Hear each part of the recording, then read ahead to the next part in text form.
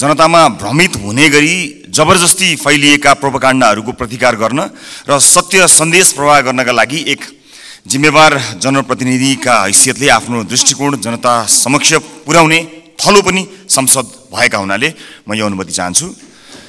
सभामुख महोदय, नागरिकता विधेयकका सम्बन्धमा राष्ट्रिय स्वतन्त्र पार्टी कुनै समुदायको विरुद्ध छ भन्ने भाष्य जबरजस्ती निर्माण गरेर निमुखा नागरिकलाई गुमराहमा राख्न खोजिएको छ।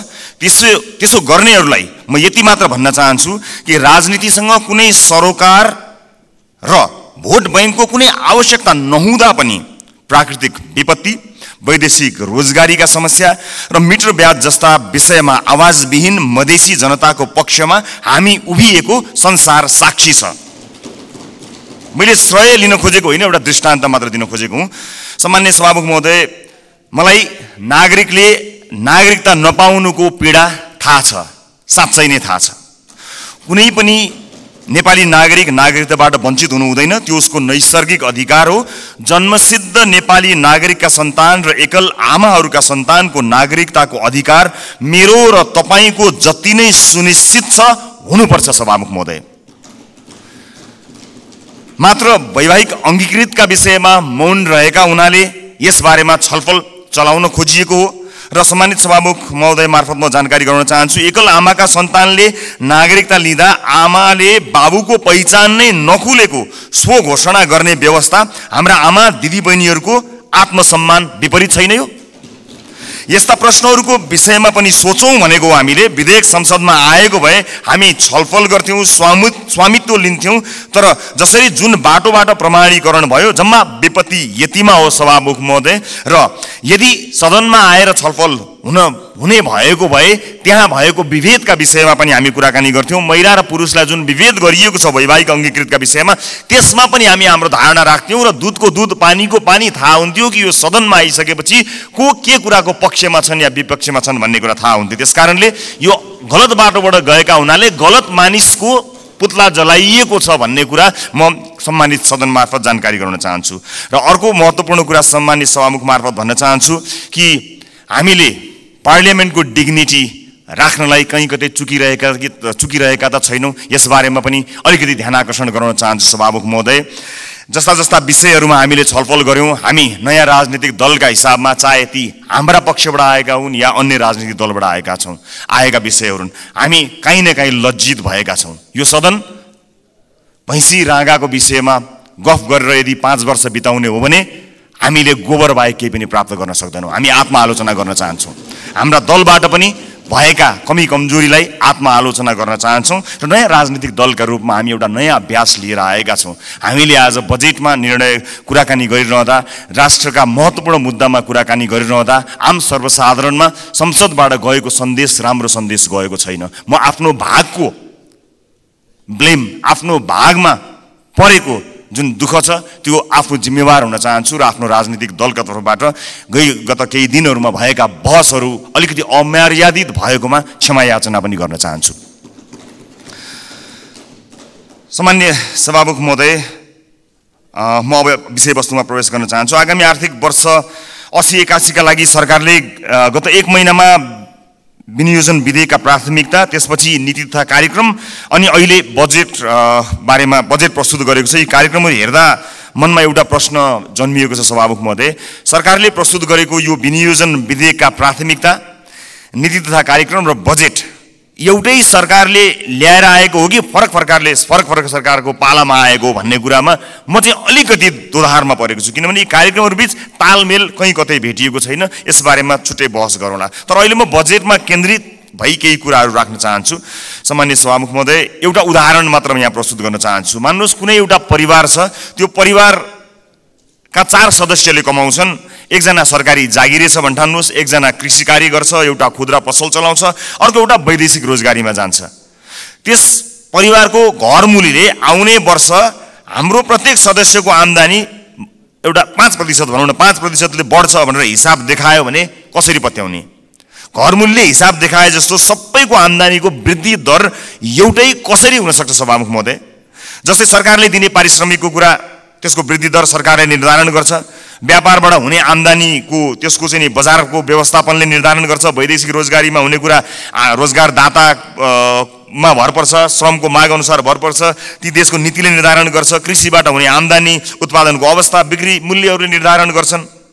मैले दृष्टान्त दिएको घरमूलीको त्यो 5% को बेसुरा अनुमानको उदाहरण हाम्रो अर्थमन्त्रीज्यूको अनुमानसँग ठ्याक्कै मिल्छ कि भन्ने मलाई लागेको छ। यो बजेटमा माननीय अर्थमन्त्रीज्यूले चालु आर्थिक वर्षको जम्मा राजस्वको संशोधित अनुमानभन्दा आगामी आर्थिक वर्ष चाहिँ 24.37%ले राजस्वको वृद्धि हुने अनुमान गर्नुभएको छ। यो अङ्क याद गर्नुहोला माननीय सदस्यहरू, 24.37।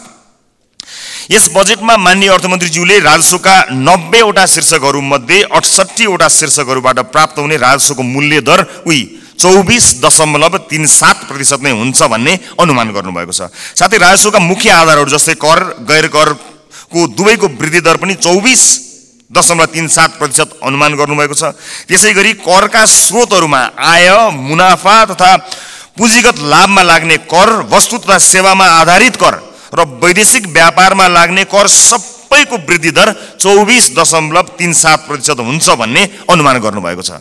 सामान्य सभामुख महोदय, होलसेलमा गरिएको यस्तो अनुमानबाट यो पुष्टि हुन्छ कि यो बजेटको लेखन एउटा झाडा टार्ने काम र एउटा गैर जिम्मेवारी काम भएको अथवा हेलचेक्राइपूर्ण ढङ्गबाट गरिएको हो कि भन्ने आशंका गर्ने प्रशस्त ठाउँहरू रहेको छ। यद्यपि यो रेभेन्यू फोरकास्टरको रूपमा म आफूलाई प्रस्तुत गरिरहेको छैन र यो रेभेन्यू फोरकास्टिङको विज्ञ पनि म होइन, तर यसरी यो कुनै एउटा कम्प्युटरमा एउटा एक्सेल सिटमा चालु आर्थिक वर्षको अङ्क राखेर त्यसमा चाहिँ 24.37% जोडेर राजस्व वृद्धिको अनुमान, यो चाहिँ जो कोहीले पनि गर्न सक्ने म देख्दछु। फेरि पनि म जोड लगाउँछु कि म रेभेन्यू फोरकास्टिङको विज्ञ चाहिँ होइन।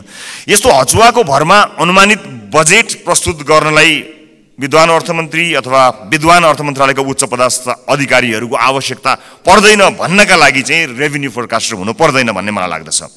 सभामुख महोदय, मैले नेपालको विगत केही वर्षको राजस्व, कर र गैर करका वृद्धि दर पनि हेरेको छु, जसमा कुनै पनि वर्ष हाम्रो राजस्वको वृद्धि दर, करको वृद्धि दर र गैर करको वृद्धि दर समान छँदै छैन। सभामुख महोदय, बजेट निर्माण प्रक्रियामा राजस्वको अनुमान नै यस्तो प्रमुख आधार स्तम्भ हो जसको आधारमा विभिन्न क्षेत्रमा गरिने खर्च तय गरिन्छ। चालु आर्थिक वर्षको प्रक्षेपित राजस्व करिब 14 खर्ब उठ्न नसक्ने भई संशोधित अनुमान करिब 11 खर्बमा झार्नु परेको यो विषम अवस्थामा अर्थमन्त्रीज्यूले आगामी आर्थिक वर्षको बजेट प्रस्तुत गरिरहँदा जम्मा राजस्वको करिब 93% भन्दा बढी उठ्ने अनुमान गरिएको राजस्वका शीर्षकहरूबाट प्राप्त हुने राजस्वको वृद्धि दर एउटै 24.37% हुने अनौठो अनुमानले हामीलाई कहाँ पुर्याउने हो भन्ने एउटा ठूलो प्रश्न खडा भएको छ। चालु आर्थिक वर्षमा लक्ष्य अनुसार राजस्व सङ्कलन हुन नसक्दाको परिणाम स्थानीय तहमा हस्तान्तरण हुने समानीकरण अनुदानको 50% कटौती गर्ने अवस्थामा सरकार पुगेको सर्वविदितै छ।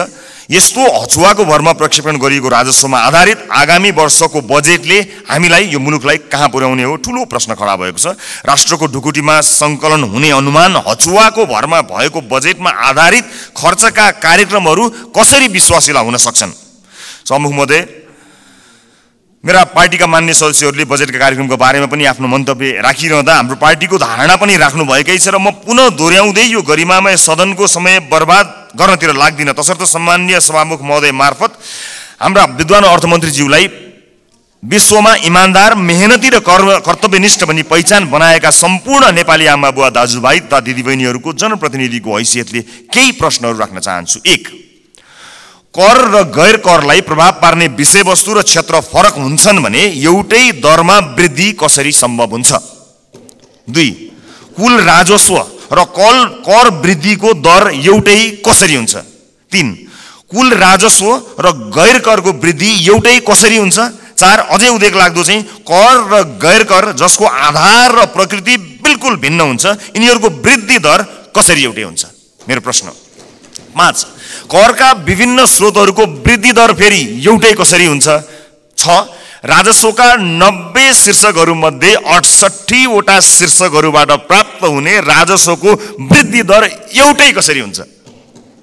यी प्रश्नहरू यी प्रश्नहरूले यस्तो हचुवाको भरमा प्रक्षेपित राजस्वको आधारमा खर्च गर्न बजेटमा प्रस्ताव गरिएका विभिन्न कार्यक्रमहरूको बारेमा छलफल र टीका टिप्पणी गर्नुको कुनै औचित्य छ कि छैन भन्ने कुरा खडा गरेको छ सभामुख महोदय। झोलामा कति पैसा आउँछ भन्ने हचुवाका भरमा गरिएको अनुमानबाट गरिने खर्चका बारेमा छलफल गरेर गरिब जनताबाट सङ्कलन गरिएको राजस्व दुरुपयोग गर्नु कति उपयुक्त हुन्छ, यो पनि एउटा प्रश्न भएको छ। सम्मानित सभामुख महोदय, अर्थमन्त्रीज्यूले भर्खरै उठाएका प्रश्नहरूका सम्बन्धमा नेपाली जनतालाई स्पष्ट पार्नुहुनेछ भन्ने मैले आशा लिएको छु। यदि यसको स्पष्ट र विश्वास लाग्दो आधार नेपाली जनता सामु आएन भने सत्ता पक्षका माननीय सांसदहरूले यो बजेटलाई कुन नैतिकताले पास गर्नुहुन्छ होला, मैले गम्भीर प्रश्न खडा गरेको छु। सम्मानित सभामुख महोदय, राष्ट्रिय स्वतन्त्र पार्टी यो सदनमा उपस्थित भइसकेको छ। विगतमा जे भए पनि अब त्यसरी नचलोस्। माननीय अर्थमन्त्रीज्यूले मैले उठाएका प्रश्नहरूको विश्वासिलो आधारसहितको भरपर्दो जवाब दिनु सक्नु भएन भने मलाई आशा छ उहाँ राजस्व अनुमानमा संशोधित प्रस्ताव लिएर आउनुहुनेछ। हामी सृजनात्मक र रचनात्मक प्रतिपक्षको भूमिका निर्वाह गर्दै उहाँको संशोधित बजेटलाई पारित गराउन फेरि अग्रणी भूमिका निर्वाह गर्नेछौँ। सभामुख महोदय, सचेत नेपाली जनताहरूले हेरिरहेका छन्। बहुमतको आधारमा यस्तो हचुवाको भरमा अनुमान गरिएको राजस्वमा आधारित बजेटलाई पास गरेर अघि जाने हो भने यसको जिम्मेवारी पास गर्नुहुने सम्पूर्ण माननीय ज्यूहरूले लिनुपर्नेछ।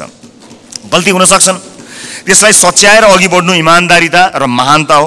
भएको गल्तीलाई सच्याउन सत्तापक्ष र प्रतिपक्ष नभई हामी कुनै अर्को पक्ष भइराख्नु पर्ने छैन, एकै ठाउँमा उभिन सकिन्छ। यो राष्ट्रले जित्ने कुरा भएको हुनाले परम्पराको नाममा बहुमतले पेलेर जाने मनस्थिति बनाइयो भने त्यसको परिणाम अवश्य पनि यो देशले भोग्नुपर्ने छ, सत्तापक्ष या विपक्षले भोग्नुपर्ने छैन। त्यसैले मान्य सदस्यहरूले तथ्यमा आधारित भएर आफ्ना विवेक प्रयोग गर्नुहुनेछ भन्ने कुरामा मैले आशा राखेको छु र एउटा आशंका उब्जिएको छ। म सभामुख मार्फत मान्य अर्थमन्त्रीज्यूलाई सोध्न चाहन्छु, स्पष्ट पारिदिनु होला कि यसपटकको विकास बजेट डडेलधुरामा कति पार्नु भएको छ, नुवाकोटमा कति पार्नु भएको छ, गोर्खामा कति पार्नु भएको छ? एउटा गम्भीर प्रश्न खडा भएको छ। सुनिए अनुसार र केही डाटाहरू सार्वजनिक भए भन्दा अगाडै यसको तथ्य जाँच गर्नु अगाडिको आशंकाको प्रश्न हो मेरो। लगभग 40 देखि 50% विकास बजेट डडेलधुरा, नुवाकोट र गोर्खाका लागि छुट्याइएको जानकारी आएको छ। हामी अरूबाट सुन्न चाहदैनौँ। सञ्चार माध्यमका हेडलाइनको तथ्य जाँच हामी गर्दै गरौँला, तर म माननीय अर्थमन्त्रीज्यूबाट यसको जवाफ चाहन्छु। बताइदिनु होला डडेलधुरा, नुवाकोट र गोर्खामा कति बजेट छुट्याइएको छ, अनि मधेसलाई बजेटमा गरिएको विभेदका बारेमा कतिको जानकार हुनुहुन्छ, एकपटक बताइदिनु होला। सम्मानित सदनमा स्क्रिनहरूमा हामी बोलेको आवाज राखिएको छ। हामीले बजेटमा कुराकानी गरिरहँदा यो देशको भविष्य निर्माण गर्छौँ भनेर हामीले ब्यालेटको बाटो हुँदै यही सदन छिरेर परिवर्तन गरेरै छाड्छौँ भनेर प्रतिबद्धता गरेर आइरहँदा सदनमा भइरहने बहसहरूले यतिखेर सरकारी अस्पतालहरूमा भएको अवस्था हामीले सम्बोधन गर्न सकेका छौँ। म त भन्छु सम्मानित सभामुख महोदय, यो सदनमा 5 वर्षसम्म आजबाटै देशका 7वटा प्रदेशका सरकारी अस्पतालको लाइभ सीसीटीभी फुटेज एकातिरको भित्तामा राखौँ। देशका अझ विशेष गरेर मधेसका सामुदायिक विद्यालयका सीसीटीभी फुटेजको लाइभ फुटेज दाहिनेतिर भित्तामा राखौँ। अनि बिचमा एउटा स्क्रिनको व्यवस्था गरौँ सभामुख महोदय, जहाँ करिब प्रत्येक दिन 5-6 हजारका दरले यो देशमा भविष्य छैन भनेर यो देशबाट निस्किएर गएका त्रिभुवन अन्तर्राष्ट्रिय विमानस्थलमा लाइनबद्ध भएका नेपाली नागरिकको तस्बिर, त्यसको लाइभ फुटेज राखौँ र 5 वर्षपछि हामी हेरौँ बिफोर र आफ्टर भनेर। हामी संसद छिर्नु अगाडि ती विद्यालय कस्ता थिए, हामीले 5 वर्ष यो सदनमा बहस गरेर ती विद्यालयलाई कस्ता बनायौँ। ती अस्पतालहरू विशेष गरेर बालबालिकाको हुने ती नजिकैको कान्ति बाल अस्पताल गए पनि हुन्छ, संसदपछि सबैजना जाउँ। त्यो अस्पताललाई हामीले 5 वर्ष यो सदनमा विभिन्न कसैले असाध्यै नरम बनेर असाध्यै असल ज्ञानी प्राणी बनेर, कसैले हामी जस्ता चर्का आवाजमा बोलेर, जसले जसरी बोले ता भए पनि हामीले गरेको नीति निर्माणले 5 वर्ष अघि र 5 वर्ष पछाडि के फरक पर्यो भन्ने कुरा यो स्क्रिनमा राखौँ र त्यसपछि 5 वर्षपछि आउने सदनलाई त्यो स्क्रिनको अर्को दृश्य हस्तान्तरण गर्ने प्रतिबद्धता व्यक्त गरौँ। यदि यसरी गर्न सक्दैनौँ भने र यसरी रागा भैँसीका भरमा बहसहरू चलाएर अगाडि बढ्ने हो भने नेपाली जनतामा निराशा छाउँछ। सभामुख महोदय, म गम्भीर ध्यान आकर्षण गर्न चाहन्छु। यो सँगसँगै म अर्को एउटा ध्यानाकर्षण पनि गराउन चाहन्छु। हामीले बनाउने कानुनहरूका आधारमा र अझ विशेष गरेर हामीले छुट्याएको प्राथमिकताहरूका आधारमा जनजीविकामा प्रभाव पर्नुपर्ने हुन्छ, हाम्रो जीवनमा प्रभाव पार्ने होइन। तपाईँ हाम्रो जीवनमा आज यो सम्मानित सदनभित्र आएका हामीहरू नेपाली नागरिकलाई केही भनेर यहाँ आएका छौँ, तर आज सम्बन्धित मन्त्रीका जिल्लाहरूमा अलिकति पहुँच भएका सांसदहरूका जिल्लाहरूमा जसरी बजेट बाँडफाँड गर्ने कार्य भएको छ, के तपाईँलाई लाग्छ यसपछि फेरि पनि जनताका माझमा हात जोडेर भोट माग्न जाँदाखेरि हामीले यही 5 वर्षका गतिविधि र यिनै बजेटहरू यिनैका आधारमा नेपाली जनताले हामीलाई पत्याएर भोट दिनेछन्? दिने छैनन्। यदि नेपाली जनताले विवेक प्रयोग गरे भने दिने छैनन्। र जुन किसिमको बहस सम्मानित सदनमा केही दिन अगाडि भयो, त्यो बहस यदि निरन्तरता हुने हो भने सम्मानित सभामुख महोदय मार्फत भन्न चाहन्छु, म चाहिँ नेपाली जनतालाई अनुहार देखाउने हैसियतको रहने छैन। त्यसकारणले यो सदनमा हुने बहस अत्यन्त महत्त्वपूर्ण बनोस्, यहाँ हुने सरसल्लाहहरू महत्त्वपूर्ण बनुन् भन्ने कुराको ध्यान आकर्षण गर्न चाहन्छु र आफ्ना दलका तर्फबाट म यसको प्रतिबद्धता पनि व्यक्त गर्न चाहन्छु। सञ्चार माध्यममा आएका विषयलाई लिएर नै हामी कहिलेकाहीँ सदन अवरुद्ध पनि गर्दा रहेछौँ, त्यसको फ्याक्ट चेक गर्नु पनि महत्त्वपूर्ण हुने रहेछ। मैले निर्ममतापूर्वक भन्नै पर्छ, केही, सबै होइनन्, केही सञ्चार माध्यमहरूमा कयौँ व्यापारी व्यवसायीहरूले लगानी या विज्ञापनबाट प्रभाव पारेका छन्। यो सत्य हो। बोल्न धेरैजना किन डराउनुहुन्छ भने ती सञ्चार माध्यमहरूले गलत लेखिदिँदा आफ्नो छवि बिग्रन्छ भन्ने डरले कयौँ मान्यहरू बोल्नुहुन्न, तर त्यसो भन्न मिल्दैन। त्यसैमा आएको समाचारले संसदमा हङ्गामा मचाइरहँदाखेरि त्यो जसले समाचारलाई प्रभावित पार्न खोज्यो कुनै व्यापारी, उसले कति रमाइलो मान्दो हो। यो सदन कुनै एउटा हेडलाइनमा उचालिने ठाउँ होइन, त्यसको वास्तविकता जाँच गर्नुपर्छ, त्यसलाई परख्नुपर्छ, अनि त्यसपछि आवश्यक भए मात्र सदन घेरिनुपर्छ, सदनमा हो हल्ला गर्नुपर्छ। यो मैले आफैलाई बढी प्राथमिकता दिएर भनेको, मैले कुनै दललाई भनेको होइन। हाम्रो दल पनि यसमा सहभागी छ। त्यसकारणले हामी केही नयाँ गरौँ भनेर आएका दलहरू हामी पुरानै शैलीमा गयौँ र हामी पनि त्यही रोगमा लाग्यौँ भने मैले अघि भने जस्तै हामीले प्राप्त गर्ने भनेको यी गाई र भैँसीका अथवा भैँसी र रागोका कुराकानी गऱ्यौँ भने अन्त्यमा हामीले प्राप्त गर्ने भनेको त्यो गोबर बाहेक केही पनि होइन। मैले सम्मानित सदनलाई यो कुरा जानकारी गराउनै पर्नेछ।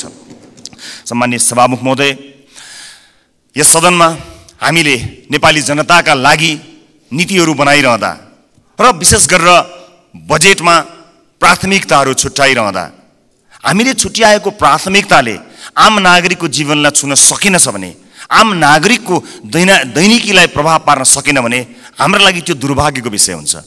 सरकारले विदेशमा रहेका नागरिकका लागि पनि अब भोटिङ राइट्स दिने, विदेशमा रहेका नेपाली नागरिकले पनि भोट हाल्न पाउने अधिकारको सुनिश्चितता गर्ने भनेर भन्यो।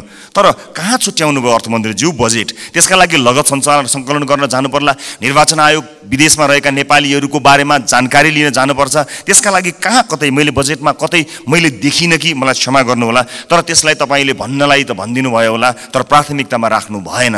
हामी फेरि पनि भन्न चाहन्छौँ, यो देशमा भविष्य नदेखेर विभिन्न कुरीतिका कारणले हामीले भोग्नु परेका व्यथितिका कारणले मुलुकमै केही गरी खाउँ भन्ने अवसर नपाएर बाध्य भएर विदेश बसेका नेपालीहरूले आफ्नो देशको भविष्य छान्न पाउनुपर्छ, भोट हाल्न पाउनुपर्छ।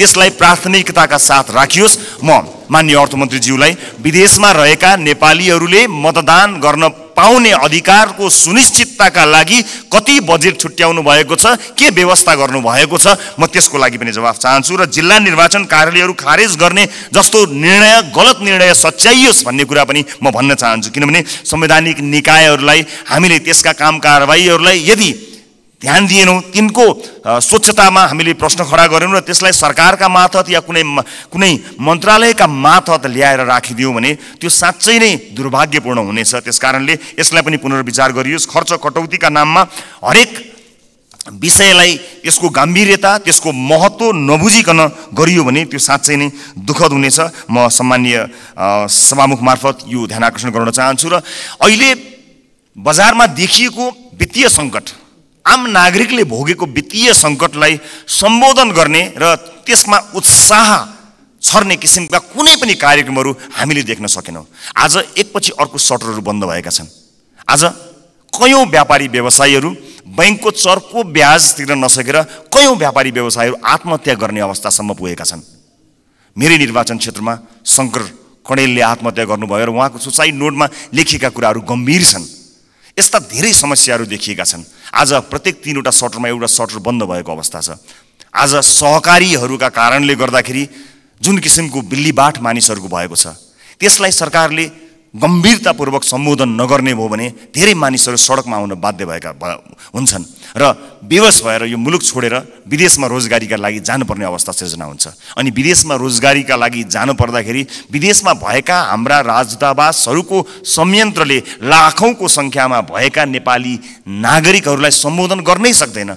यहाँ केही गरौँ भन्दा गर्न पाएका छैनन्। देशै छोडेर जाँदा परदेशमा पनि दुःख पाएर बसेका छन्। मुलुकको समाजको वास्तविक समस्यासँग हाम्रो नीति, हाम्रो बजेट, हाम्रो कार्यक्रम कसरी अलग हुन सक्छ? सभामुख महोदय, समाजको चरित्र भन्दा, समाजले भोगेको पीडा भन्दा हामीले यहाँ गर्ने डिस्कसन, तपाईँ हामीले गर्ने संवाद कसरी फरक हुन सक्छ? सभामुख महोदय, समाजले भोगेको पीडालाई मलम लगाउन नसक्ने गरी हामीले गर्ने संवादको के अर्थ हुन्छ? सभामुख महोदय, त्यसकारणले म विनम्रतापूर्वक अनुरोध गर्न चाहन्छु सभामुख महोदय मार्फत कि नेपाली जनताको पीडालाई, नेपाली जनताले आज भोगेका समस्याहरूलाई त्यसलाई महसुस गरेर, त्यसलाई लिपिबद्ध गरेर हामीले बजेटमा ध्यान दिनुपर्छ। र अन्त्यमा आगामी वर्षका लागि हामीले यसो गर्न सक्छौँ कि सानो एउटा सुझाव सहित म बिदा माग्छु।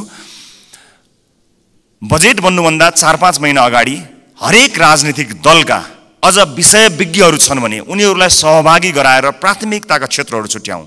कुनै पनि राजनीतिक दलले भोट माग्दाखेरि शिक्षा गुणस्तरीय र स्वास्थ्य आम नागरिकको पहुँचमा भनेर हामीले भोट मागेका हौँ नि।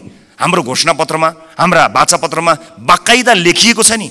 नेपालको संविधानले पनि त्यो अधिकारलाई सुरक्षित गरेको छ नि। भनेपछि के सत्तापक्ष के विपक्ष कसैको विमति होला र? हामीले कस्तो शिक्षा नीति बनाउने? आउनुहोस् सबै राजनीतिक दलका साथीहरू एक ठाउँमा उभियौँ र एउटा साझा शिक्षा नीति सरकारलाई हामीले रेकमेन्ड गरौँ।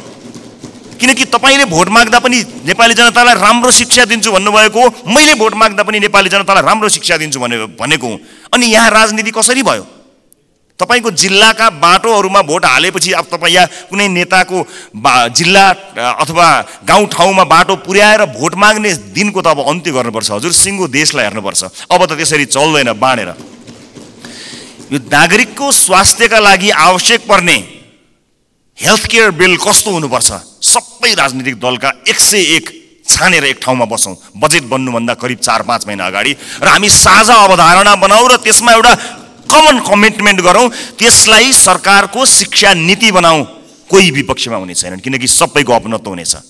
त्यसैगरी स्वास्थ्यका विषयमा कुराकानी गरौँ, अफोर्डेबल हेल्थ केयरका बारेमा हामी कुराकानी गरौँ र सबै दलका माननीयहरू अझ विषयविज्ञहरूलाई राखेर र आवश्यक परे नागरिक समाजबाट पनि विषयमा विज्ञता हासिल गरेका मानिसहरूलाई ल्याएर यो देशको स्वास्थ्य नीति कस्तो हुन्छ भन्ने कुरामा बहस गरौँ।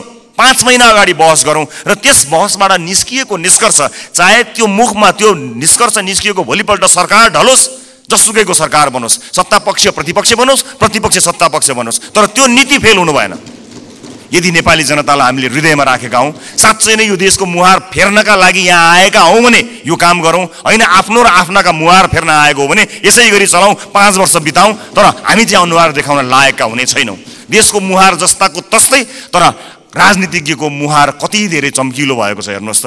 किनकि हामीले जनताका मुद्दालाई चुनावका बेलामा मात्र सम्झ्यौँ, चुनाव पछाडि बिर्स्यौँ। म सम्पूर्ण माननीय सदस्यहरूलाई, सत्तापक्ष प्रतिपक्ष जहाँ रहनु भएको छ, म सबैलाई विनम्रतापूर्वक अनुरोध गर्न चाहन्छु। नागरिकता विधेयकमा पनि हामीले भन्न खोजेको त्यही हो। ओनरसिप यहाँ छलफल हुन पाएको भए सम्भवतः त्यसमा भएका बुँदाहरूमा अथवा छुटेका विषयहरूमा छलफल गर्न सकिन्थ्यो। यहाँ भएका कुनै पनि दलका मान्य सदस्यहरूले नेपाली नागरिकले नागरिकताबाट वञ्चित हुन परोस् भन्ने कुरामा मत हाल्नै सक्नुहुन्न। कसले सक्नुहुन्छ र? विमति कसैको पनि हुने छैनन्। तर सबैले अपनत्व महसुस गरी सही ढङ्ग र सही बाटोमा आएको भए अहिले सम्भवतः सम्मानित अदालतमा गएर त्यो अड्किने थिएन। अनि त्यसको दोष केही दलहरूले लिनु परेको छ, वास्तवमा होइन। नेपाली नागरिकले नागरिकता प्राप्त गर्नुपर्छ भन्ने कुराको विरोधमा, त्यसको विपक्षमा कोही पनि नेपाली हुनै सक्दैन। तर त्यसभित्रको अन्तर्वस्तुमा पछिसम्मलाई सोचेर संवेदनशील विषयहरूमा यो सदन जहाँ नयाँ माननीयहरू र नयाँ राजनीतिक दलका रूपमा हामी पनि आएका छौँ, हामी पनि यसमा सहभागी हुन चाहन्छौँ अनि हामी पनि यो छलफलमा सहभागी हुन चाहन्छौँ, अन्तर्वस्तुमा कुराकानी गर्न चाहन्छौँ र त्यो विधेयकले छुटाएका तर महत्त्वपूर्ण विषयमा हामी योगदान दिन चाहन्छौँ र इतिहासलाई त्यो दस्तावेजमा हामी पनि सही साक्षी हौँ भनेर भन्न चाहन्छौँ। हामी पक्षमा छौँ। हामी जन्मसिद्ध नेपाली नागरिकहरूले नागरिकता पाउनुपर्छ भन्ने कुराको पक्षमा छौँ। हामी सम्पूर्ण योग्य नेपाली नागरिकहरूले नागरिकता पाउनुपर्छ भन्ने कुराको पक्षमा छौँ। हामी त्यो बहसमा सहभागी हुन चाहन्छौँ र पछिसम्म यो मुलुकलाई हित हुने विषयमा सहभागी मात्र हुन चाहन्छौँ। सम्मानित सदनमा आज मैले यति कुराहरू राखेँ। मलाई विश्वास छ हामीले गरेका बहसहरू केवल बहसका लागि होइनन्। हामीले भनेका यी शब्दहरू, हामीले प्रकट गरेका हाम्रा धारणाहरू केवल यतिकै एउटा धारणा राख्नलाई गरिएका विषयवस्तु होइनन्। विशेष गरेर यसपटकको संसदका सबै जस्तो सेसनहरूमा, सबै जस्तो विषयहरूमा आम नागरिकको चासो तुलनात्मक रूपमा अघिल्ला वर्षहरूको भन्दा बढी भएको एउटा डाटाले बताएको छ। अर्थात् नेपाली नागरिकहरू तुलनात्मक रूपमा नेपालको संसदमा भइरहेको बहसलाई अत्यन्त गम्भीरताका साथ हेरिरहेका रहेछन्। एउटा अध्ययनले त्यो बताएको छ। यस्तो चासोको विषय बनेको यो सदन हाँसोको विषय नबनोस्, महत्त्वपूर्ण निर्णयहरू आउन सकुन् र एक अर्कामा सहकार्य गर्दै संसदीय मर्यादालाई कायम राख्दै बहसहरू कायम गरेर मुलुकका लागि केही चिज दिन सकियोस्। र यो 5 वर्षमा जसरी भनिन्छ नि, हामी हाम्रो जीवनको 5 वर्षलाई पल्टाएर हेऱ्यौँ भने 5 वर्ष अगाडि हामी कहाँ थियौँ र 5 वर्ष पछाडि हामी कहाँ छौँ भन्ने कुरा हामी सजिलै हेर्न सक्छौँ। व्यक्तिको जीवनमा 5 वर्षको धेरै ठुलो महत्त्व हुन्छ। देशको जीवनमा पनि त्यो 5 वर्षको अझ धेरै महत्त्व हुन्छ। त्यसकारणले हामी यो सदनको जब अन्तिम दिनमा यहाँ बोल्नेछौँ, अघि मैले भने जस्तै हामीले विशेष गरेर देशको टड्कारो समस्यामा रहेका नागरिकको स्वास्थ्यमा यो 5 वर्ष सदनभित्र आएर हामीले के गर्यौँ त्यो भन्न पाइयोस्। त्यसपछि निर्वाचित हुने मान्यज्यूहरूलाई बुझाउन पाइयोस् हामीले यो देशका लागि यति गर्न सक्यौँ, बाँकी तपाईँको जिम्मा भन्न सकियोस्। अघिल्लो सदनले हामीलाई के बुझायो? आज अघिल्लो सदनले बुझाएका कयौँ भ्रष्टाचारका काण्डहरू काँधमा बोकेर हामी हिँड्नु परेको छ। त्यसको निराकरण गर्नुपर्दाखेरि यहाँ एउटा दलको नाम आयो भने अर्को दलले विभिन्न बहानामा बार्गेनिङ गरेर त्यसलाई विषयान्तर गर्न खोज्ने हो कि भन्ने आशंका पैदा भएको छ। एउटा विषय उठ्छ, त्यसपछि त्यो विषय सेलाउँछ, अर्को विषय उठ्छ। कता कता आशंका पैदा भएको छ। मैले भनेको थिएँ कि कहीँ पुराना राजनीतिक दलहरू एक अर्काको पोल खुल्ला भनेर आत्तिएका त छैनन्, विषयान्तर गर्न लागिरहेका त छैनन्। हामीलाई डर भएको छ। नेपाली जनताले नयाँ म्यान्डेट दिएर पठाएको राजनीतिक दलका रूपमा हामी पुराना माननीयज्यूहरूबाट सिक्न चाहन्छौँ, बुझ्न चाहन्छौँ। तपाईँको राजनीतिक लडाइँ र तपाईँको राजनीतिक इतिहासको मानमर्दन गर्ने हाम्रो ध्येय कहीँ पनि छैन। कुन सङ्घर्षले तपाईँले आज यो दिन ल्याउनु भएको छ? हामी त सजिलै राजनीतिमा आयौँ। साँच्चै भन्नुपर्दा हामीलाई राजनीतिमा त्यो सङ्घर्ष गर्नु परेन।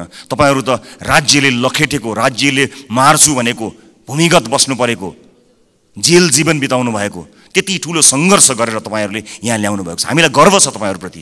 तर गर्व गर्न लायक, तपाईँको इतिहासमा गर्व गर्न लायक वर्तमान भइदियोस् भन्ने मात्र हाम्रो चाहना हो। एक अर्काप्रतिको वैमनस्यता, एक अर्काप्रतिको तिक्तता सम्मानित सदनमा तपाईँहरू पुखिरहँदा हामी के हेर्ने, मुस्कुराउने कि ताली पड्काउने कि ढ्याप गर्ने कि मुख छोप्ने, त्यस्तो अवस्था हामीलाई सृजना नगरिदिनु होला। किनकि नेपालको राजनीतिमा तपाईँले दिनुभएको योगदानको हामी कदर गर्न चाहन्छौँ। हामी त्यो पुस्ता बन्न चाहन्छौँ जो अघिल्लो पुस्ताले गरेको राजनीतिक योगदानको उच्च मूल्याङ्कन गर्न सकोस्। तर सम्मानित सदनमा एउटा पार्लिमेन्टको डिग्निटीलाई नै हल्लाइदिने किसिमका गतिविधि हुँदाखेरि कता कता हामीलाई पनि त्यो रोग सरे जस्तो पनि कहीँ दिनमा भयो। हामी त्यो रोग सार्न चाहन्नौँ मान्यज्यूहरू, हामी त्यो रोग सार्न नै चाहन्नौँ। हामी तपाईँलाई त्यही सम्मानित स्थानमा राख्न चाहन्छौँ जुन सम्मानको तपाईँहरू लायक हुनुहुन्छ। हामी नयाँ पुस्ताका राजनीतिज्ञहरूलाई तपाईँहरूले एउटा यस्तो संस्कारको विकास गरिदिनुहोस्, एउटा यस्तो संस्कार दिनुहोस् ताकि हामी भोलि पनि गर्व गर्न सकौँ कि हामीले यो तपाईँबाट सिकेका हौँ। हामीले नेपाली कङ्ग्रेसबाट सिक्यौँ, हामीले नेकपा एमालेबाट सिक्यौँ, हामीले नेकपा माओवादीबाट सिक्यौँ भनेर हामीले भन्न सकौँ, मधेसवादी दलहरूबाट सिक्यौँ, जसपाबाट सिक्यौँ भन्न सकौँ, हामीले नेताहरूको नाम लिएर भन्न सकौँ यी नेताहरूबाट हामीले सिकेको हो नि भन्न सकौँ। तर हामीले, माफ गर्नु होला, म क्षमा चाहन्छु, पछिल्ला केही गतिविधिहरूलाई हेर्दा हामीले चाहिँ उल्टो कुरा सिक्छौँ कि हामीलाई पो त्यो रोग सर्छ कि भन्ने डर पैदा भएको छ। म सभामुख मार्फत सम्मानित सदनलाई यति भन्न चाहन्छु कि नीति कार्यक्रमहरूभन्दा, कानुनहरूभन्दा र बजेटहरूभन्दा नेपाली जनतालाई मूलधारमा राखियोस्, देशको वर्तमान समस्यालाई मूलधारमा राखियोस्। वैदेशिक रोजगारीले गाँजेको यो देश यसका मूल समस्याहरूलाई मध्यनजर नराखिकन त्यसलाई नजरअन्दाज गरेर आँखा चिम्लिएर कहीँ पनि पुग्न सकिँदैन। त्यसकारणले नागरिकको स्वास्थ्य, नागरिकको शिक्षा र सामाजिक न्यायका पक्षमा उभिन सक्ने बनोस् बजेट, यही भन्न चाहन्छु। र म जाँदा जाँदै सभामुख महोदय, मैले अघि एउटै दर रेट भएको यो डकुमेन्ट म शीर्ष नेताहरूलाई म उपलब्ध गराउन चाहन्छु। यसले देखाउनेछ 24.37% जुन मैले डाटा प्रस्तुत गरेँ त्यो म अझ स्पष्ट हुने गरी एक-एकवटा प्रमुख राजनीतिक दल र अर्थमन्त्रीज्यूलाई जाँदा जाँदै हस्तान्तरण गर्नेछु। हस्, धन्यवाद, नमस्कार।